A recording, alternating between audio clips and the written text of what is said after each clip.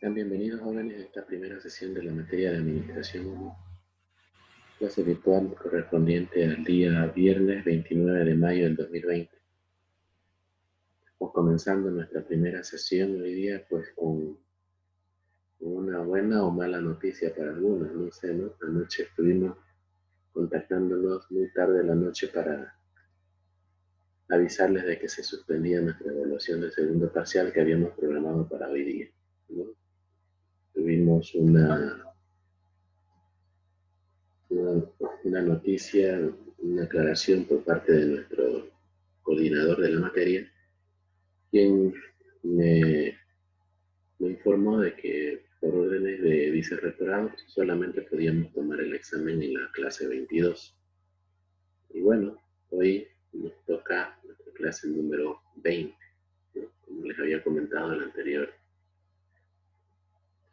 clase. Entonces es importante que respetemos las decisiones que se toman de las autoridades máximas, así que el próximo martes nos toca la sesión 21 y el próximo viernes la sesión 22. Entonces para el próximo viernes estaría programada la evaluación parcial, ¿ya?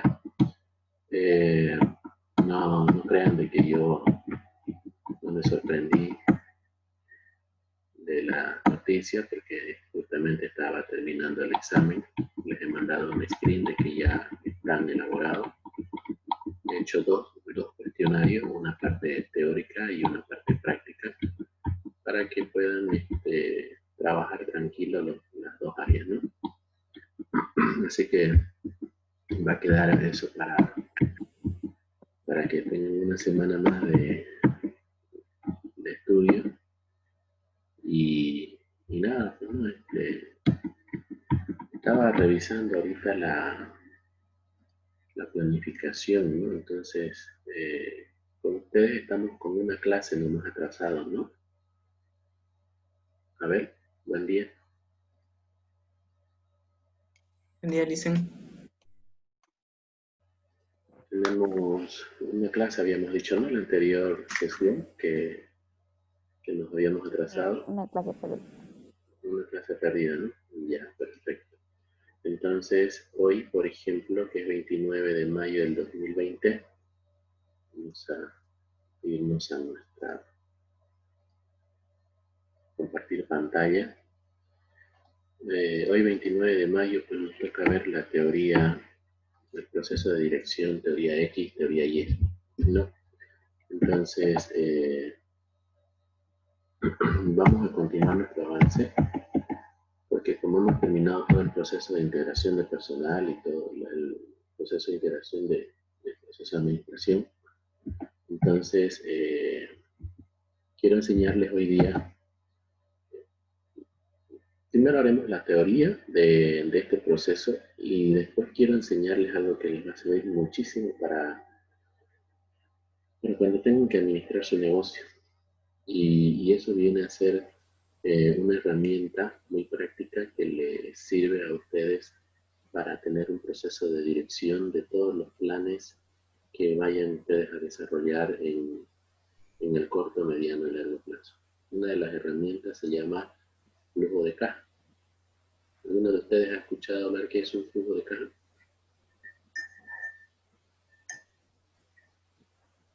¿Nadie?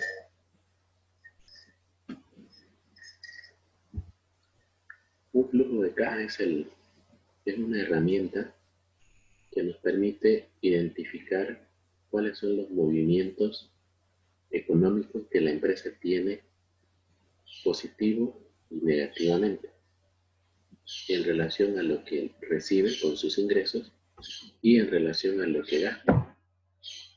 Por ejemplo, ustedes reciben algunos mesadas. ¿Quiénes reciben mesadas? Cuéntenme.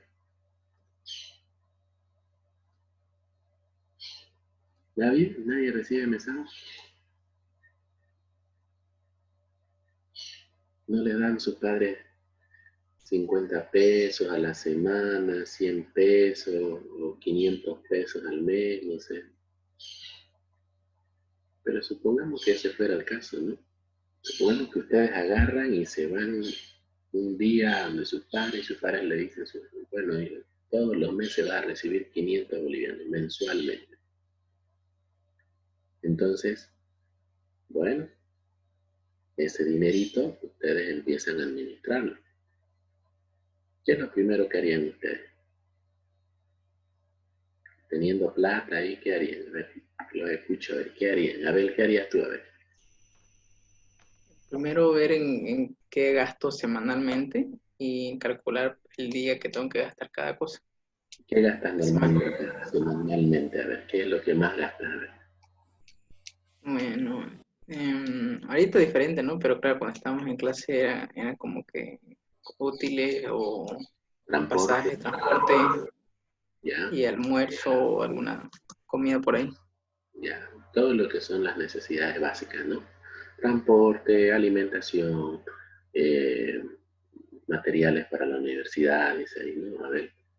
Y normalmente eso lo clasificamos en cuentas, que esto ya estaríamos hablando de cosas contables, de la contabilidad. ¿Les gusta la contabilidad? ¿Bonita o no? Algunos van a Sí, decir, interesante. contabilidad no me gusta, eso es lo más horrible. Entonces, cuando ustedes, por ejemplo, sean administradores, tengan su negocio, deben tener por lo menos un conocimiento básico de la contabilidad, porque la contabilidad es fría. La contabilidad te dice, muy bien, Abel, gastaste hoy día, viernes 29 de mayo, 20 bolivianos te gastaste en tu almuerzo. Y resulta que mañana, sábado 30 de mayo, te vas y te gastas 100 bolivianos de almuerzo. Entonces la contabilidad es fría, la contabilidad simplemente registra el monto que tú te gastaste. Y bueno, en cambio nosotros los administradores, ¿qué es lo que pasa? Pedimos ese reporte de contabilidad y vemos, oye, a ver, ¿por qué te gastaste 100 bolivianos el día sábado 30 de mayo? No, pues lo que pasa es que invité a mi corteja y me la llevé a un restaurante y nos comimos una parrillada y tuvimos una carnecita con unas flores y aparte le regalé un anillito, un anillo, ¿no? Así. Entonces, cosa de que se me fue, pues, ¿no? O sea, ya de los 20 bolivianos que yo tenía para presupuestado, lo subí a 100 bolivianos. Entonces, la administración en ese sentido alerta, salta y dice, oye, un momento, tranquilo, te estás acelerando, no la vas a conquistar así a tu corteja, ¿cierto? Sí es, ¿no? ¿Ves? Entonces, normalmente el administrador tiene que tener la capacidad de todo lo que hace la contabilidad, que es darte los datos, tú saber si realmente vale o no la pena haberte gastado tanto dinero y no te dio un beso por lo menos ese día. ¿No es cierto? No hubo el beneficio, no hubo no se cumplió el objetivo. Se ríe Ina, ¿no? Entonces imagínense, ese es el objetivo de la administración. Entonces, dentro de la administración, dirigir los recursos son muy importantes. ¿Y saben qué? En mi calidad de director administrativo financiero, cuando me dirigía a una universidad, ese era el problema más grande que teníamos dentro de nuestras cuentas contables. Porque normalmente tú planificas, ¿no es cierto? Entonces, aquí quiero llegar a lo que ustedes están ahorita eh, escuchando. Si todos los días tenías planificado gastarte 20 bolivianos en tu almuerzo, y llega un momento donde tú te sacas más dinero para incrementar el ítem a esto, ¿qué va a pasar con tu planificación de tus 500 bolivianos que tenías, que te dio tu padre, que recibías de ingreso mensualmente? Vas a afectar seguramente a otras cuentas, como por ejemplo, ¿qué otras cuentas aparte de los pasajes, de los útiles, de los, eh, ¿qué les puedo decir? No sé, cualquier necesidad básica que ustedes necesiten, estarían afectando, por ejemplo? A ver, una señorita, a ver, que me diga, a ver, María Fernanda, a ver, te veo ahí con tú. Tu cámara activada. Gracias por activar tu cámara. Tenés un punto para tu parcial por haber activado. María Fernanda, ¿cómo es? ¿Qué otro elemento a ti te afectaría si es que, por ejemplo, tú tuvieras esa situación? El tema del pasaje, dice. El tema del pasaje. ¿Qué más? Por ahí de repente es Fernanda la que hizo la invitación a la cena y ella va a pagar esos 100 bolivianos, pero Fernanda va a tener que sacrificar su pintura, su perfume, que son gastos que ella los tiene seguramente para no todos los meses, pero por lo menos estaba destinado que el siguiente mes te lo ibas a comprar, ¿no? Un perfume de marca, o tal vez un vestido. Entonces tú planificas, ¿no es cierto?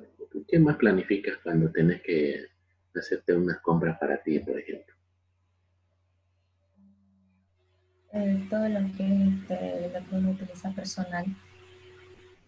Correcto. Y Por por ahí ejemplo, como el champú, desodorante, todo eso. quisieras irte de viaje, un paseo por ahí, por ejemplo, ¿no? Entonces Una imagínense, fiesta por ahí. ¿ah? ¿Qué dice? ¿Una fiesta? Una fiesta. Una fiesta. Entonces, y todo eso está planificado, pero me salí de esa planificación y fui y organicé esa cena con mi novio, con mi novia, y bueno, se fueron esos recursos. Entonces, hay una herramienta en la dirección que yo la trabajo mucho que se llama flujo de caja. Entonces, el flujo de caja, o en realidad tiene dos nombres. En la contabilidad le decimos flujo de caja y en el administrador le dice flujo de efectivo. ¿Ya? ¿Qué significa eso? Voy a abrir un poquito acá un material que me gusta mucho.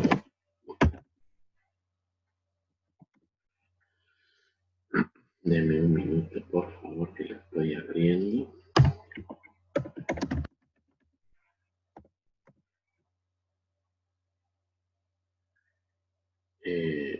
Entonces,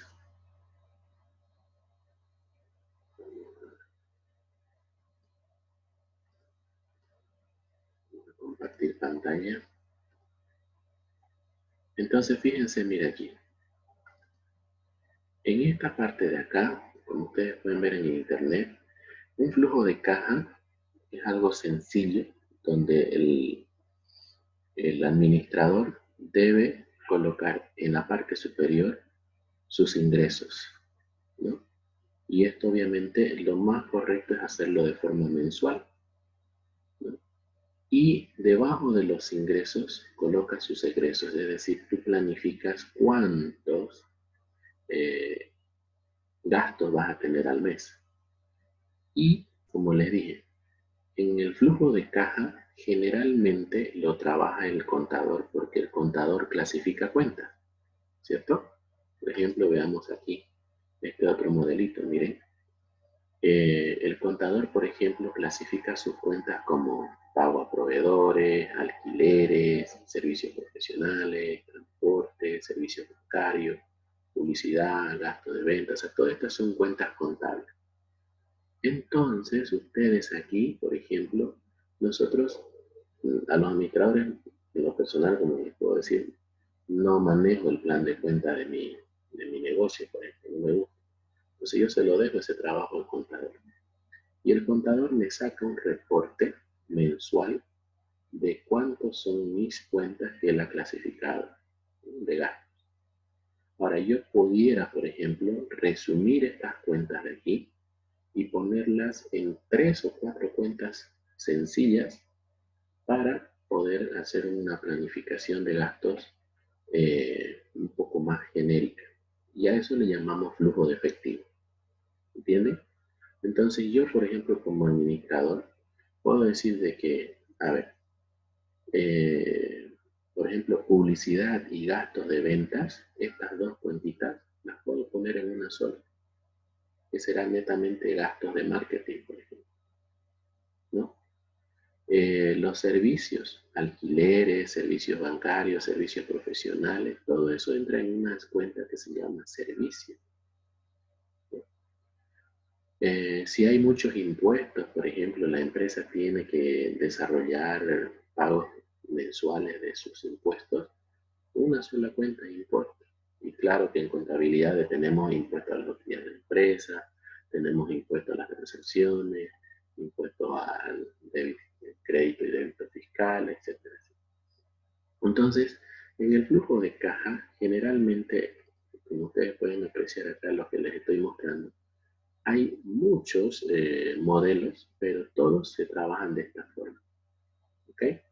Entonces, a mí, en lo personal, me gusta hacer un flujo de efectivo lo más sencillo posible, como este el que les mostré inicialmente, donde yo pueda, a través de mis ingresos, que yo recibo de forma mensual, en este caso, restar a mis egresos que yo he tenido de forma mensual también.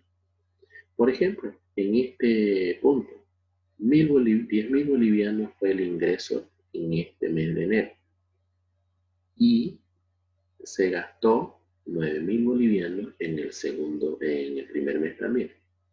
Entonces, la diferencia del flujo de caja aquí fue de 1.000 bolivianos, un saldo positivo que yo he tenido como administrador de mis cuentas, de mis gastos. Entonces, aquí, como ustedes pueden apreciar, lo que va a pasar es que en el siguiente mes nuevamente me ingresan 10.000. Me gasté ahora 7.500. Hubo un ahorro aquí.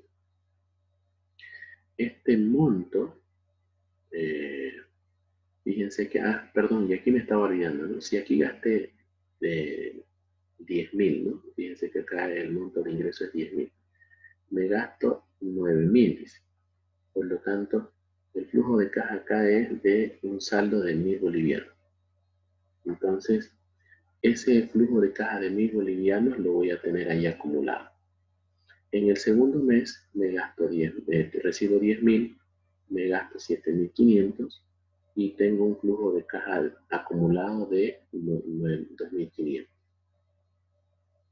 Luego tenemos el tercer mes, aquí hubo un bajón, aquí recibimos menos dinero, entonces este valor de acá de 8.000 menos los 9.000, tenemos los 1.000 y así sucesivamente. Ahora, ¿cómo se trabaja esto? Fíjense que aquí hubo un saldo de apertura. Siempre nosotros debemos tener un saldo de apertura, es decir, debemos tener un monto inicial para hacer nuestras operaciones. Nunca estamos yesca, ¿no? Nunca estamos, si que me entendió esa palabra yesca, es una palabra muy, muy típica de la región de Santa Cruz, ¿no? Nunca estamos sin dinero en este caso. Hay muy poca probabilidad que no tengamos un dinero guardado en nuestra cuenta. Y a pesar de que en las empresas sí puede haber saldos negativos, ¿no? Entonces, por ejemplo, en este caso, el saldo que tenía la empresa es de 8.000 bolivianos. Entonces, estos 8.000 más el saldo del movimiento de ingreso y egreso te da como cierre final 9.000 bolivianos. Estos 9.000 bolivianos pasan a ser aquí arriba nuevamente tu saldo de apertura. Y luego estos 9.000 sumados más los 2.500 tenés un acumulado de 11.500. Entonces, ¿qué te permite este flujo de caja? Y así sucesivamente, ¿no? Fíjense que van sumando y al llegar al último mes, tú te puedes fijar con cuánto realmente dispones para poder planificar tus estrategias. Qué importante es para una empresa que su administrador sepa administrar los recursos de una estrategia que se haya planificado a corto, mediano o largo plazo. Buen día, Renberto, ¿cómo estás? ¿Alguna vez has tenido la oportunidad de planificar o de poder hacer este tipo de trabajos? Buen día, Ike. Sí, no lo planificamos, lo revisamos porque entregan informe mensual aquí en la cooperativa, entonces ahí se revisa todos los ingresos y egresos que hay. Y según hay meses que hay saldo a favor, pero hay meses que hay saldo en contra. Entonces todo esto sí, evidentemente lo hace el contador, además de los cierres anuales, que son los, ahorita no recuerdo el nombre, creo que son memorias, ¿no? Anualmente. Sí, pero lo revisamos aquí en la cooperativa. no los hace el contador. Y eso para entregar a la APCO, que son quien regula las cooperativas. Pero aquí viene una pelea entre el administrador y el contador. Y eso me pasaba a mí. A veces los contadores, no es por hablar mal de los contadores, sino porque los contadores siempre son fríos a la hora de hacer sus controles de gastos. Aquí hay alguien que está estudiando contabilidad o contaduría. ¿Nadie? Como carrera no dicen. Como carrera. Yo estoy estudiando contaduría pública. Ah, Nayeli, ahí está. Nayeli dice que está estudiando contabilidad. Mire, entonces, y esto le va a caer a usted, Nayeli, pero tómelo por el lado positivo. Normalmente, un contador trabaja fríamente. Es una persona que va a ir a trabajar en un escritorio con su computador, con su calculadora, y simplemente va a empezar a meter montos de cuentas de los gastos que normalmente tiene la empresa y obviamente de los ingresos. Si yo le digo en este momento a Nayeli, como les dije en ese caso a Abel, se gastó, digamos, ¿no?, en el almuerzo más dinero del que estaba presupuestado. Entonces el contador lo que hace en este momento es sacar su informe y muchas veces el contador es el que más reniega de las cuentas. Entonces el contador va a decir, ¿cómo es posible que Abel se gaste tanto dinero en esa cena? Siendo que no estaba, según nuestros gastos, están yendo relativamente estables. Entonces aquí donde viene el administrador y le dice, un momento, tranquilo, usted preocúpese por contabilizar, por hacer el proceso de control de las cuentas. Porque usted no sabe cuál es el beneficio que tiene Abel por ese almuerzo. Y ese beneficio es que él está buscando casarse con esa chica y esa chica nos va a traer $1 millón a la cuenta de la empresa. Ah, dice la contadora, no, Nayeli, no sabía que ese era el beneficio. O sea que hemos gastado 100, pero vamos a tener $1 millón. Ah, ya, perfecto. Entonces, el contador, a lo que me voy es que generalmente no evalúa o no proyecta o no genera un escenario interesante dentro de lo que es los gastos que uno ha planificado. El administrador, en cambio, ve eso. Entonces, es como dice Remberto, entonces a veces cuando le dejamos mucho esos atributos a los contadores generalmente siempre van a poner un techo a eso. El contador no va a aceptar generalmente gastar más de lo que se ha planificado. Por algo ustedes planifican. Y esa planificación que hicieron en sus ingresos y en sus egresos puede sufrir variación siempre y cuando sepan identificar cuál es el objetivo a alcanzar y si ese objetivo es válido o no para, en este caso, el movimiento económico de la empresa. ¿No es cierto, Remberto? Así es, pero no sé si pasa en otras instituciones, por ejemplo, en donde estoy, hay meses, por ejemplo, que si es por error, por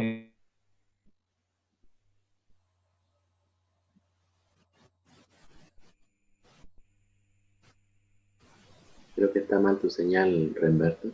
Hola. negligencia, pero la administración se olvida. Hola, hola. Ahora sí. Sí, ya recién volviste, te fuiste. Y la señal es mala. Como le decía, hay meses, por ejemplo, en que la administración, no sé si por descuido o por negligencia, se olvida registrar los gastos, ya sea ingreso o egreso, se olvida registrar. Y esto al contador le afecta porque ya no le cuadran los números.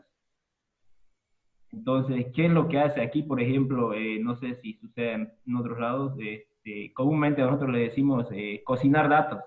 el contador agarra y cocina datos y hace que todo le cuadre al final. Aunque esa información no es la correcta, pero no sé si en otros lados pasa. Aquí lo que hace es eso el contador, que es negligencia o descuido del administrador, no lo registró o se olvidó, no sabe cuánto era el gasto. Muy bien, Roberto. Tú has dicho algo que quiero que todos ustedes anoten ahí en su cuadernito, en sus apuntes. El proceso de dirección es básico, es clave. El proceso de dirección lo que hace es que el administrador planifique, ¿no? Planifique todas sus cuentas, tanto de ingresos como de egresos. Dentro del proceso de dirección, un buen administrador es aquel que proyecta estas dos cuentas, ingresos y egresos.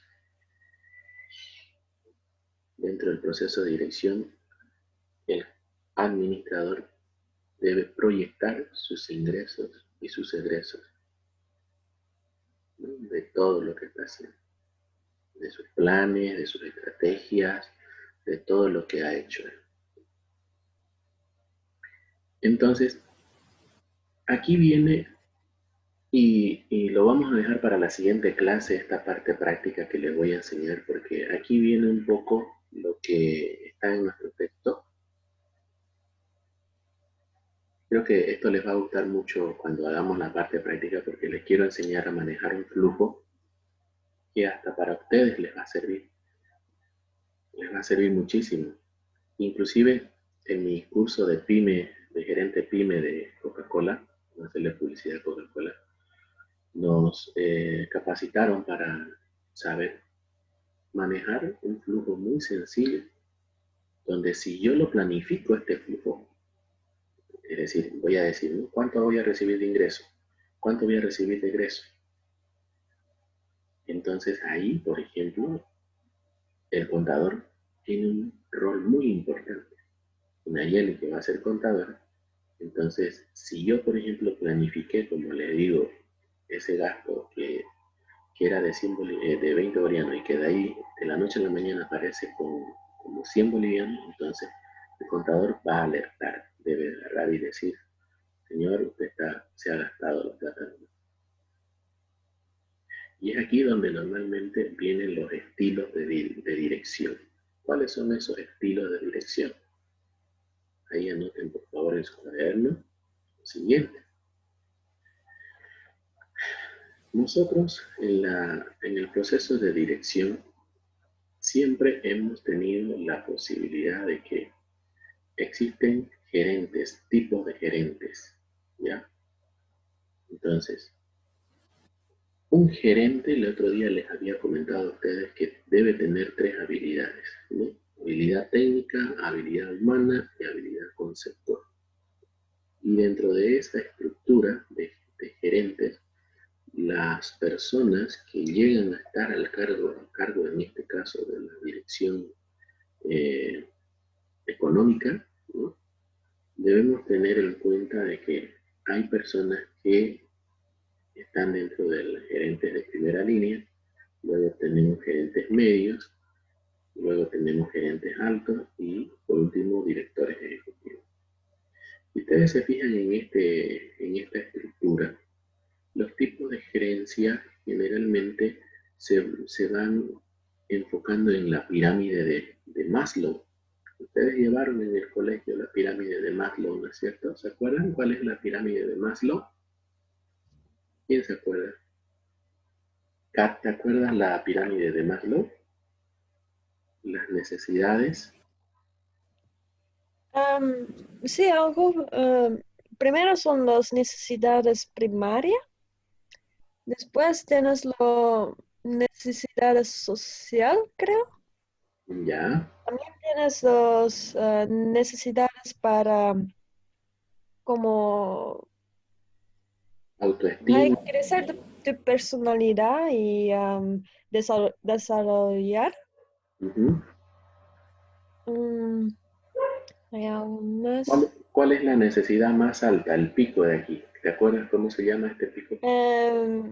El pico es que cuando puedes desarrollar tu personalidad.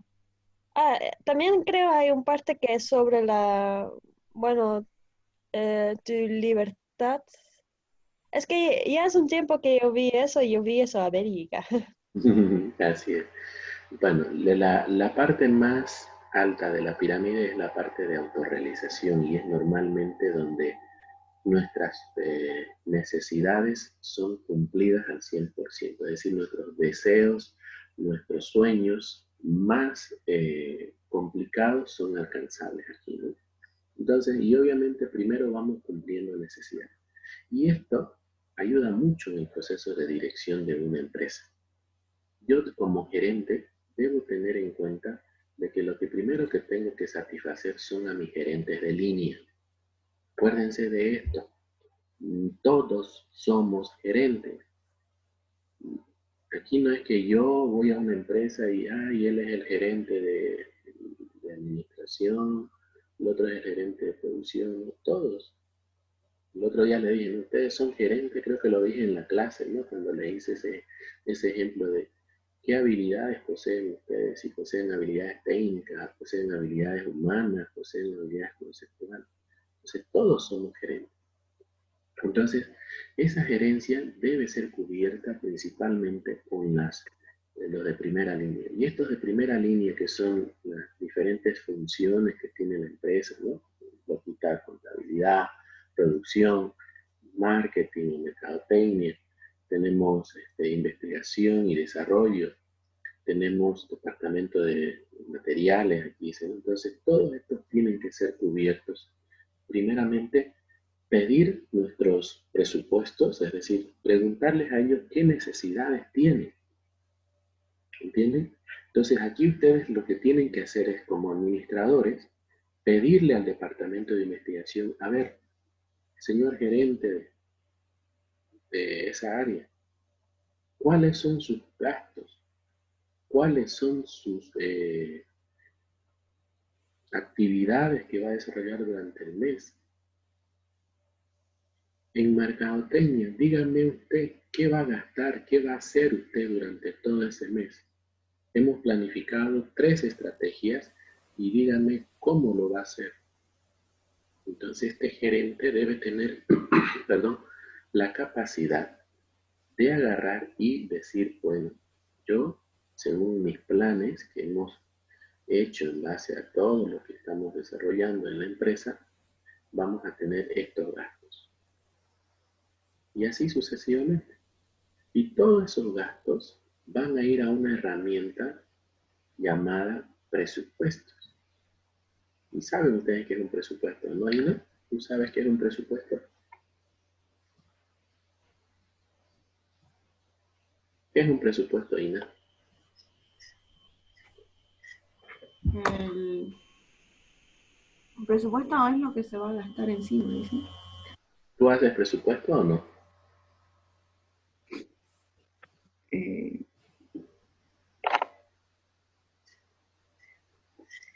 sí. ¿Lo anotas?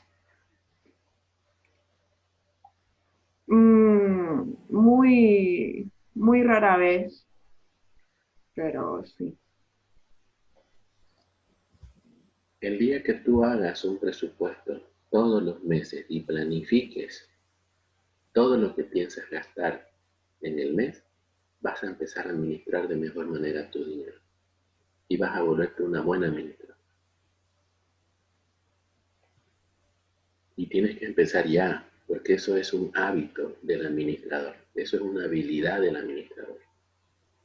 El administrador que no presupuesta sus actividades, que no planifica cuáles son sus gastos y en relación a sus gastos cuáles son sus ingresos, está fallando al proceso de dirección de la empresa, o en este caso al proceso de dirección de la administración. Humberto, ¿tú haces un presupuesto? En lo personal, cada vez lo hago de manera mental, pero ya en la institución es necesario a inicios de mes. Bueno, a final de mes, los últimos 2 días de mes, ya para el siguiente mes sí o sí hay que hacerlo.